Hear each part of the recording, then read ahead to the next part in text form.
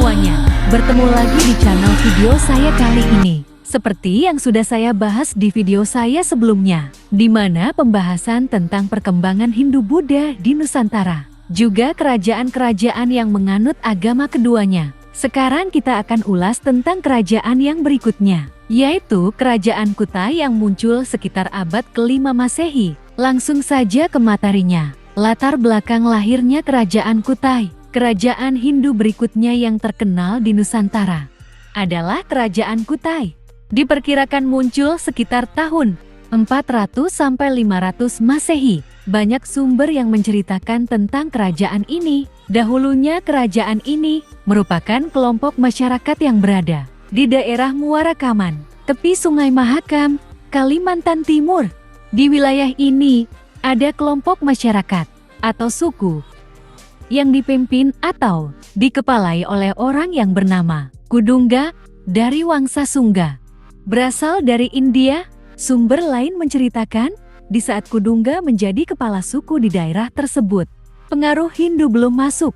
Dalam sumber lain diceritakan bahwa Kudungga adalah anak dari Atuangga, seorang raja Bakulapura, yang menikah dengan kakak permaisuri dari Raja Dewawarman ke-7 atau anak perempuan dari Kudungga, menikah dengan Aswawarman yang merupakan anak dari Dewawarman ke-8, dan seiring perjalan waktu, tatanan sistemnya pun berubah. Yang awalnya sebagai kepala suku, berubah menjadi kerajaan dan tampuk pimpinan Kudungga diserahkan ke Aswawarman, karena pada masa tersebut sudah masuk sistem atau pengaruh yang ada. Khususnya dengan datangnya perkembangan Hindu, diperkuat dengan tulisan dalam prasasti Yupa. Dalam prasasti Yupa, diketahui pendiri Kerajaan Kutai adalah Aswawarman, bukan Kudungga yang merupakan raja pertama kerajaan itu. Namun Aswawarman merupakan anak dari Kudungga yang nantinya akan meneruskan sistem pemerintahan yang telah ada dan menjadi awal lahirnya Kerajaan Kutai yang menganut kepercayaan Hindu di Nusantara. Dalam prasasti Yupa yang dituliskan menggunakan bahasa Sanskerta dengan bentuk huruf tulisannya yaitu Palawa. Bahasan berikutnya, Aswawarman, raja kedua Kutai berikutnya setelah Kudungga. Pada masa pemerintahan Aswawarman, budaya Hindu mulai mempengaruhi corak kehidupan masyarakat kerajaan Kutai. Dalam prasasti Mulawarman diceritakan bahwa Raja Aswawarman merupakan raja yang cakap dan kuat dalam memperluas wilayahnya. Aswawarman meniru dari pendahulunya pada zaman kerajaan Salakanagara yang keturunan dari India, di mana budaya tersebut dipakai dalam kebiasaan pemerintahannya seperti upacara Asmawedha atau yang diartikan sebagai upacara korban kuda, yakni nantinya kuda itu dilepas oleh para satria dan dari tapak kaki itulah yang akan menjadi pertanda perluasan wilayah kekuasaannya nanti. Apabila sudah 1 tahun, maka kuda tersebut akan kembali dibawa ke ibu kota kerajaan. Dan di sana nantinya akan diadakan upacara besar lalu dikorbankan. Adapun kebijakan Aswawarman selama menjadi raja diantaranya. Pertama, dalam bidang perdagangan, Raja Aswawarman membangun pelabuhan besar di sekitar Sungai Mahakam. Kedua, membuat perjanjian dagang dengan bangsa luar.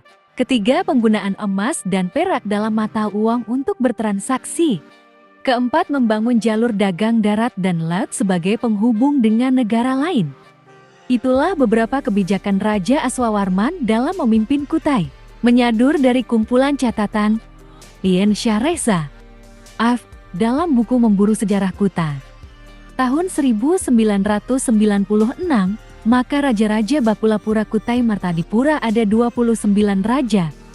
Di antaranya sebagai berikut. Pertama, Maharaja Sri Kudungga bin Atuangga bin Mitrongga alias Sri Gedongga 350 sampai 375 Masehi. Kedua, Maharaja Sri Aswawarman alias Wangsakerta 375 sampai 400 Masehi. Ketiga, Maharaja Sri Mulawarman Naladewa alias Wamsiragan 400 sampai 446 Masehi. Keempat, Maharaja Sri Wangsawarman 446 sampai 495 Masehi. Kelima, Maharaja Mahawijayawarman 495–543 Masehi. Keenam Maharaja Gajah Yanuarman 543–590 Masehi. Ketujuh Maharaja Wijaya Tunggawarman 590–637 Masehi. Kedelapan Maharaja Jayatungga Nagawarman 637–686 Masehi. Kesembilan Maharaja Nalasinghawarman 686–736 Masehi. Kesepuluh Maharaja Nala Prana Tunggawarman 736–783 Masehi. Untuk Raja ke-11 sampai ke-29 akan saya tulis di deskripsi video ini. Berikutnya, adapun peninggalan-peninggalan kerajaan Kutai adalah: pertama, Prasasti Yupa. Prasasti Yupa ditemukan berada di sekitar Muara Kaman. Prasasti ini menggunakan bahasa Sanskerta dan huruf Palawa. Isi Prasasti Yupa adalah menuliskan bahwa Raja Kutai bernama Mulawarman, beragama Hindu, dan ayahnya yang bernama Aswawarman, serta kakeknya bernama Kudungga. 2. Arca. Disebutkan bahwa ditemukan satu arca bulus, 12 arca batu, yang ditemukan di Gua Gunung Kombang. Ketiga, kalung Cina emas. Keempat, kura-kura emas. Menurut sejarahnya, kura-kura emas ini merupakan benda persembahan dari kerajaan Cina untuk Aji Bidara Putih, salah satu putri Raja Kutai. Bahasan berikutnya, kerajaan Kutai saat Mulawarman menjadi raja. Mulawarman Naladewa dikenal sebagai raja yang baik hati dan dermawan. Selain itu, pada masa Mulawarman, kerajaan Kutai berhasil mencapai masa kejayaan, sehingga ia sangat dihormati oleh rakyatnya. Mulawarman pernah memberikan 20.000 ekor lembu untuk para Brahmana, dan sebagai ucapan terima kasih, para Brahmana pun membangun sebuah yupa yang bernama Prasasti Yupa Muara Kaman kedua. Perkembangan ekonomi pada masa Raja Mulawarman juga sangat meningkat pesat. Saat itu, lokasi kerajaan yang berada di tepi Sungai Mahakam dimanfaatkan oleh para warga untuk mengolah lahan atau pertanian sebagai mata pencaharian. Adapun kebijakan Raja Mulawarman yang sangat peduli kepada rakyatnya dapat dilihat dari beberapa aspek di antaranya. Pertama, aspek sosial. Kehidupan sosial pada kerajaan ini ditandai dengan adanya golongan terdidik yang banyak. Golongan terdidik ini menguasai bahasa Sanskerta serta huruf Palawa. Kedua, aspek politik. Pada masa pemerintahan Raja Mulawarman, stabilitas politik begitu terjaga. Sistem politik menjadi kekuatan yang besar pengaruhnya dalam memimpin suatu kerajaan. Hal tersebut juga disebutkan di Prasasti Yupa, bahwa Raja Mulawarman dikatakan menjadi raja yang berkuasa kuat serta bijaksana. Ketiga, aspek ekonomi. Dalam aspek ekonomi, Mulawarman menciptakan suasana di mana rakyatnya begitu mudah untuk bercocok tanam. Sebab hal tersebut menjadi mata pencaharian utama, sedangkan lainnya lebih banyak beternak sapi dan berdagang. Keempat, aspek agama. Kehidupan masyarakat Kuta begitu kental dengan keyakinannya pada leluhur. Kemudian terdapat menhir dan batu berundak. Selain itu, dalam Prasasti Yupa menyebutkan tempat pemujaan yang suci bernama Waprakeswara, tempat pemujaan Dewa Siwa. Oleh sebab itu, diyakini bahwa raja sebagai penganut agama Hindu Siwa bercampur dengan golongan Brahmana, sedangkan rakyatnya dibebaskan untuk menganut agama Hindu dalam aliran lainnya dan tidak ada paksaan.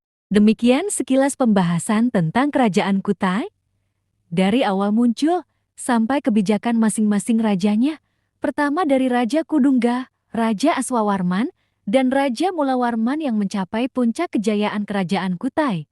Semoga bermanfaat. Terima kasih telah mampir di channel YouTube saya. Semoga ada manfaatnya, dan dukung terus channel ini untuk mendapatkan pengetahuan sejarah lainnya, khususnya sejarah di Nusantara ini. Sampai jumpa.